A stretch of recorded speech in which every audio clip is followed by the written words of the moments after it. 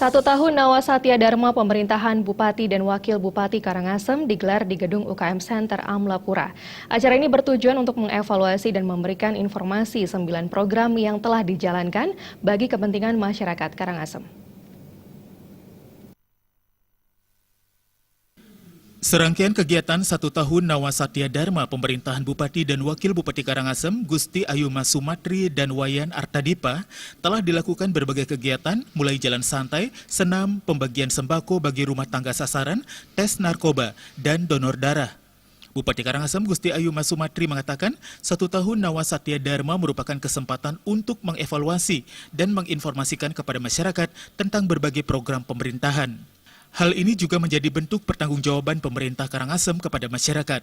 Gusti Ayuma Sumatri mengakui Karangasem memiliki daerah kering sebesar 92%, tingkat kemiskinan mencapai 33.000 lebih jiwa kakak miskin dengan IPM urutan ke-9 di Bali. Di balik permasalahan tersebut, selama 1 tahun ini, Karangasem telah mampu meraih prestasi membanggakan, mulai dari mampu mengentaskan gelandangan pengemis, meraih trofi Adipura Buana, dan Adi Wiyata Mandiri meraih penghargaan wajar tanpa pengecualian dari BPK RI, Kabupaten Peduli HAM, Anugerah Kepatuhan Pelayanan Publik dari Ombudsman, pemberian Kartu Karangasem Sehat dan Kartu Karangasem Cerdas, dengan memberikan beasiswa dari tingkat SD hingga SMA. Berbagai raihan prestasi selama setahun patut menjadi kebanggaan masyarakat Karangasem di tengah APBD yang tidak begitu besar dibandingkan kabupaten kota lainnya.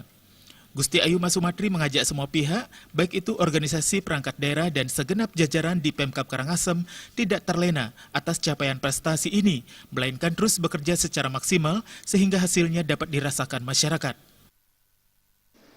Kinerja Bupati dan Wakil Bupati bersama OPD di lingkungan pemerintah Kabupaten Karangasem sebagai pertanggungjawaban terhadap masyarakat Kabupaten Karangasem, pada khususnya seluruh masyarakat dimanapun berada pada umumnya.